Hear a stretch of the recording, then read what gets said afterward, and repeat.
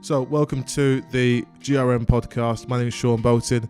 I'm joined by my co-host Lauren Sutton. We're also joined by two fantastic guests today. We've got Nathan Taylor, who's going to become a permanent fixture here at GRM. And we've also got Kai Thorpe, a good friend of mine. I've known Kai since he was a little schoolboy. And it's good to see you. So Kai is at Westall. He's been with Westall since he was quite young. Yeah, since about 4 years old, 3 years old. Something like that, around there. How old are you now? 19 now, so a good 15, 16 years. Jeez, it's a very, very long time. So in today's episode, we're going to be looking at the best bits from March. So I filmed 9 episodes in March, and we're just pretty much going to break down the best bits, the best tries, the best moments, and look at the support we've got, because we've got quite a few views, quite a few subscribers.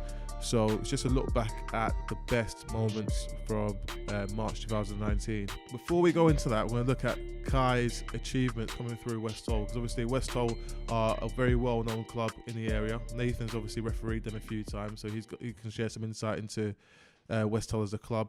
And Lauren probably been in and around Westall. Played there yesterday. There we are, yeah.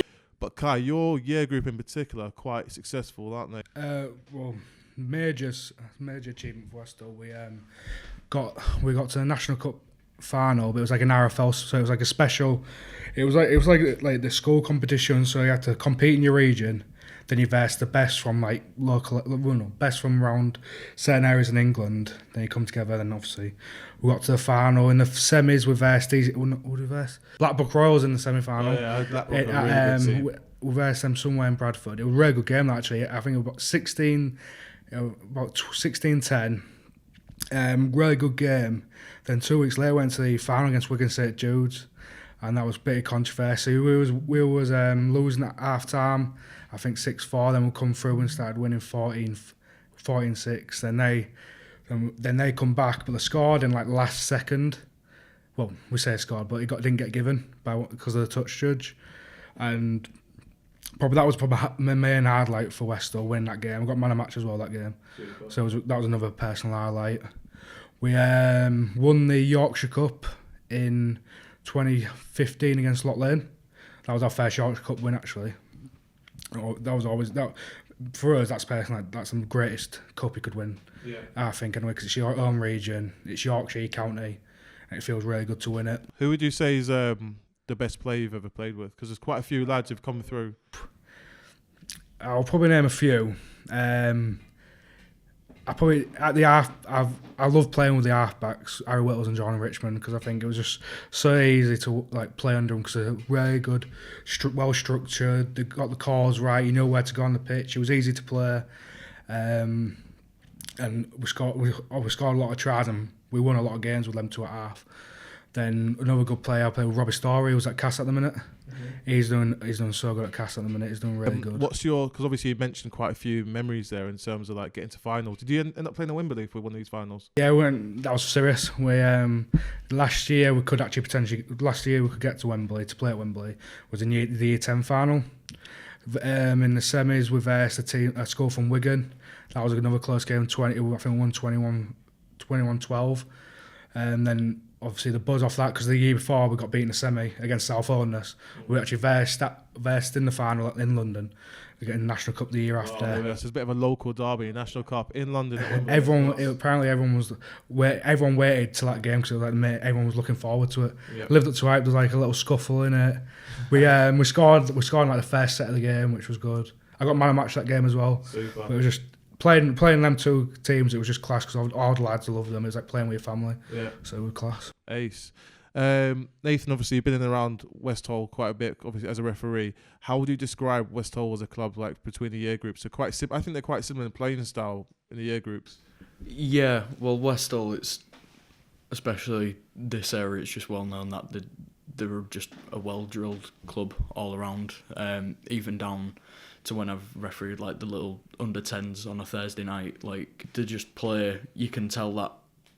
Obviously, there's the element of fun of it, which is at that age the most important part, but some of the lads, especially at the younger ages, have so much skill that you wouldn't really expect at that age, to be honest. And as you get higher up, it's just professional. That there's just an element of professionalism at Westall. It's hard to find anywhere else, especially at like a grassroots level. It's really good to see. Ace. Touching on the fact you mentioned the older year groups, the A team at the moment, Kai, have been fantastic, haven't they? Last week we got into won the National Cup semi-final to get in the final this week, and that was big. I think that was, if I had right, about 14 of them were under 18s, and it just shows what your youth can do for you. Yeah. And it was funny though, because we were versing Upton and they was laughing before the game, saying, "Oh, we're versing a bunch of childs." Yeah. And then at the end of the game, we won for 20 points to 4 and they got totally outclassed. Yeah. Westall got to National Cup final by beating Upton in the semis, and because Westall also had a Challenge Cup game, they put their first team into Challenge Cup. However, they put their under-18s into the National Cup semi-final, which is a big game to just chuck a load of young kids into. So when I found out, I was like, they got a 50-50 chance. They got some really talented under-18s, but at the same time, it's a National Cup semi, so Upton must be a decent side. But like you said, Westall ended up winning the game quite comfortably, and they're through to National Cup, which should feature on GRM in the future. We're doing the best bits today. We put together a quick video just to sort of summarise the first 9 games to feature on GRM this season. Right here, right now, right here, right now, right here, right now, right here, right now, right here, right now, right here, right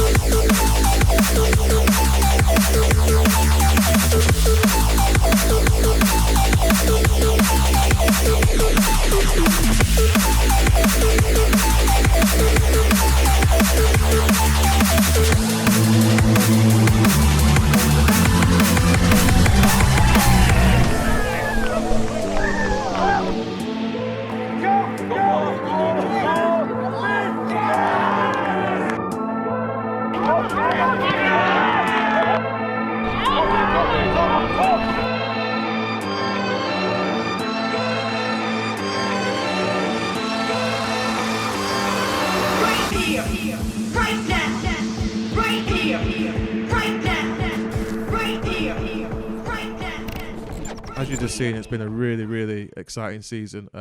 Filmed 9 games, and each game has been very different. Each game has been very exciting. I said in my practice podcast that I really enjoyed this season, tried to focus attention to detail and try to do things a little bit differently than I've done in the past. So this year so far, we've gained well over 700 subscribers in March in 1 month alone, and my target was 5,000 by the end of the season. So the fact we've got over 700 in the first month, this means we're going to have a really, really good year. Lauren's got sort of a match-by-match breakdown of how we've done this season. Yes, so episode 1, Hull Dockers vs Beverley, the score was 19-18 to Dockers, and that got 4,200 views. Episode 2 was West Leeds vs Siddle under 15s, and the score was 48-4 to Siddle with 9,100 views. The third episode was City of Hull Academy vs Warrington Wolves, the scholarship team, and it was 38-18 to Warrington with 6,065 views. Episode 4 was the Hull Derby, West Hull vs Scarlett, and that was 32-6 to West Hull, and that had 3,400 views. Episode 5 was Holderness Vikings vs West Hull under 14s, and that was 28 to West Hull with 45,000 views, was it? Yeah. Episode 6 was Loch Lane vs Siddle under 18s, and that was 18-10 to Loch Lane with 5,000 views. Episode 7 was Siddle vs Hunslet Club Parkside with 3,010 views, and the score was 32-12 to Hunslet. Episode 8 was Halton Hornets versus Lee Manors under 15s, and the score was 16-12 to Halton with 2,500 views. And the final episode, episode 9, was Beverley Braves versus Hull Wyke under 12s, and that finished 34-6 to Hull Wyke with 4,100 views. Well, for me it's episode 2 and 3 because I've watched all the episodes and those two really stand out. Obviously episode 2, West Leeds and Siddle, the under 15s, obviously there's a massive scoreline of 48-4. But when you watch the video and you see the size of some of the lads, it just shows why there's like a scoreline like that. And because I used to played a couple of years in the Yorkshire League, so it's a real step up, and the quality of rugby around Hull's immense. But like that step up into Yorkshire League, you're playing against really quality teams. We were saying earlier, Siddle and West Hull finished 74-2 yesterday on the 15s, and West Hull's supposed to be the best team in Hull for their age group, and they go into Yorkshire League for the first time, and they get a rude awakening. So yeah, it's the step up into Yorkshire, like you said, it's huge, isn't it? Siddle, like, well known for being a great club. At any age group, like even my dad, who's nearly over double my age, he still says when he used to play they were still like one of the best teams, and that game just shows the quality of rugby that you can find, especially out of Hull, and how intense it can be, especially some of the hits and stuff you see. It's really good to see. Dockers versus Beverley. I thought it was probably one of the best games I've seen in a while, to be honest. Done number 9, Willie Hooker for Dockers. He was the one who slotted the drop kick from dummy half. Craig Cook had an immense I was on the touchline, someone called it and he actually did it. I was like, oh. Yeah, I'm going to speak more about Craig Cook in a second, but yeah, he's a top player. It was just a really good game because obviously Beverley getting promoted, it's like a local derby but they're both old teams that league. It was 1918, only 1 point in it. It was class to see. Probably that Cookie drop kick was probably the main moment for me in that. Then the whole derby, obviously, it's always good to get one of a Skeller. A good game, especially from West Hull point of view. Some standouts in there, especially Jamie Lee. He's under 18s. He probably playing in the National Cup final. Yeah, he deserves it. Like, he's been a really good player. Really well. And I think one of the best tries I've seen from West Hull. Scott Partis, just a standout. I think went through the line, stepped the full back. Yeah. Quality solo try. Yeah. It's just good. It's always good to see West Hull doing well, especially now at the open age and first team, both dominating their league now. So yeah, I think after the scare of Hunslet Club Parkside coming through and just sort of dominating the NCL, everyone thought they were going to dominate for years, but this year they're having a bit of a shaky start. I think West Hull are back to their best. I think they had a bit of a shaky start, but I think they're back to their best now. I think it's now because we've got like a good youth now. Well, we've always had a good youth, but like in like the past few years, the open age hasn't been that good. We haven't had good numbers down for training, but now the 20+ players training now. Yeah. So it's good to see, and it just shows how much it works now for games and how you can play together. Because obviously we've spoken about the best moments so far. What have been the best tries, Lauren, in your opinion? So no particular order, just top tries that I've seen. I liked in the West Leeds versus Siddle under 15s match. It was a Siddle try scored by the number 8, I think, and it was from the scrum, and it was a nice little run around with the number 8 and another player to score the try. And I liked like the whole, because it was near the opposition's line and the try from the scrum. That was really interesting to see. And I think a good try scored in the Warrington versus City of Hull match was from the Warrington's number 4, and caught the ball in the in-goal area and ran the full length of the pitch to score the try. Showed great speed. A try that did impress me, did make me laugh, was in the West Hull and Scaler match. Despite that Scaler were losing, like the determination, so the ball was on the floor and there was a few kicks in play to score the try, and that was a good one. And then I've also got in the Siddle and Hunslet match, the Hunslet try at the end where there was player running lateral across the line, showing it to different attackers. Yeah, really good halfback. that was a really good try. And in the Beverley and Hull Wyke under 12s, like Nathan was saying earlier about the younger ones, the talent like the shirt at West Hull Wyke have a good one, and it was the White fullback got dropped off and then fended off something like 3 defenders to score a try, and that was a really good try scored. So I'm just going to go through quickly, probably my top 3 moments because we've only got 3 minutes left. So my top moment of this season so far is probably Craig Cook absolutely dominating Beverley. Beverley were coached by Scott Taylor, who's a Hull FC player. Really good outfit. I think they almost finished unbeaten last season. They probably lost 1 game, led by Lewis Poskett, who is our player of the season last year for Open Age, and Jack Howard, the captain, who unfortunately broke his leg last week. But there's a really good clip of Jack just running towards the line about to score a try, but who comes out of nowhere to do a try-saving tackle? Craig Cook, and the ball just lands flat on Craig's thigh because Craig just slide tackles the ball and stops a match-winning try. Moments later, on Beverley's try line now, Cookie just slots an absolute beast of a drop goal to win the game. Moments like that just makes me love what I do, because if I didn't film that game, just the guys, it was a really packed sideline to be fair, but only the guys on that sideline would know how amazing that game was. But now we can watch back and see how great these players are. Second moment I'll touch on is Craig McShane from Hunslet Club Parkside, the fullback, obviously related to Paul McShane, Castleford's number 9. He just absolutely dominated Siddle the other day, from fullback, all over the pitch. Really good feet, really good hands. He's an all-round great player. The last great moment, I think, was Lloyd Kemp, who's the captain of Hull Wyke under 12s. He just showed amazing maturity for a kid who's 11 or 12 years old.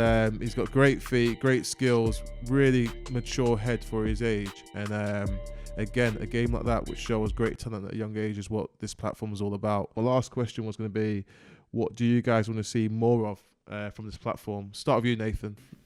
I'd just like to see more of what you've already been doing, especially like you were saying, the game like Dockers and Beverley, even though it's open age, like it's moments like that, like drop goal in the last few minutes to win the game, few minutes after like making the try saving tackle, especially on like a park, a pitch in the middle of a park, like that's something. If you weren't there with a camera, people would be like, oh no, it didn't happen, you know, it's just a word of mouth thing. But like it's just great that people can go back and watch moments like that, especially if it was like in a younger age group, and it's great for like the lads as they're growing up. And 100% agree. What about you, Kai? What do you want to see more of? Maybe in like terms, like obviously it's always good watching the videos, but maybe like saying like getting other people, like getting more people on board eventually, not like now, but like so you can do like a few more games a week, so get more like products out, more videos out. Obviously this podcast, if it goes well, I think that'll be a really good feature as well, getting all like high profile players on it and stuff. It'll be really interesting just to... That's the key thing that hurts me a lot, is when I get loads of messages on Instagram, I have to ignore half of them, and it's mostly kids saying come to my game, but I can only choose 1 game a week. So I'm a very narrow view on grassroots rugby, but that's probably one of the things I'm going to work on improving. So yeah, that's been our podcast. We've looked over the best bits from the past 9 episodes, 100,000 views thanks to your help. Some really good moments, and hopefully we get a few more. So yeah, cheers Kai and Nathan for coming on board. No worries, and hopefully see you again. Definitely. Super.